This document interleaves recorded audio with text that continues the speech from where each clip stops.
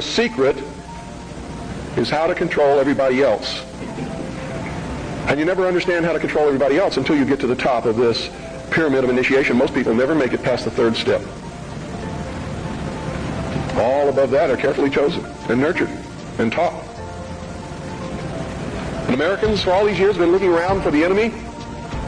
They've never been able to find an enemy.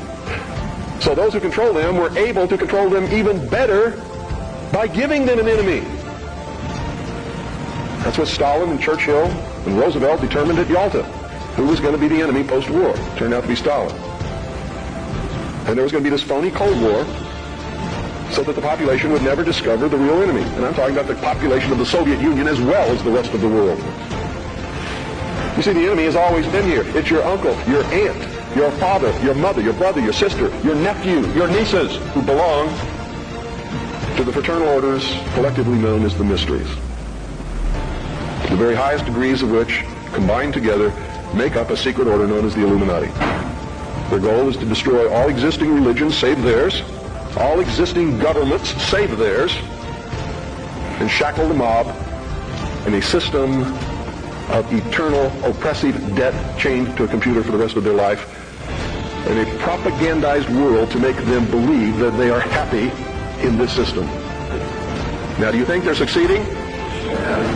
Haven't I described to you just now exactly what is going on in the world today? Yes, they're succeeding. They're succeeding because the American people don't understand their enemy. They don't even know what's happening.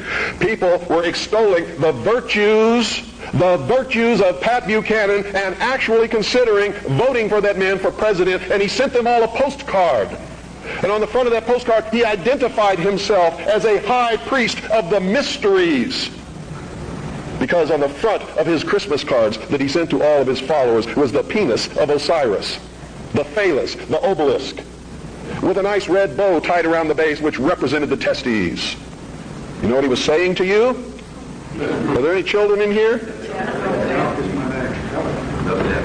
He was saying, he was laughing at you. And so was every other member of the Illuminati.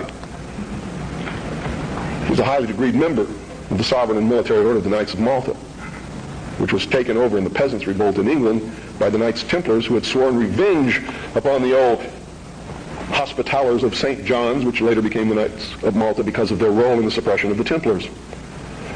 How many of you watch Trinity Network? How many of you watch Pat Robertson? You ever seen the cross in the crown? Do you know what that means? It's the symbol of the Templars. The Knights Templar. It is the symbol of the unification of the church and the government over the people. Is that what you want? Every time any church gets control of government, the people suffer. It has always happened. That's why our founding fathers established a country where that was not supposed to happen, where everybody was free to worship at the altar of their choice. And if you think they were all of one mind, you better think again. How many religions of the Protestant group do you think existed in this country when our founding fathers put together the Constitution? Over 1,500 different groups, all claiming they were right, teaching a different dogma, quoting scripture to justify what they said, and everybody else was going to hell.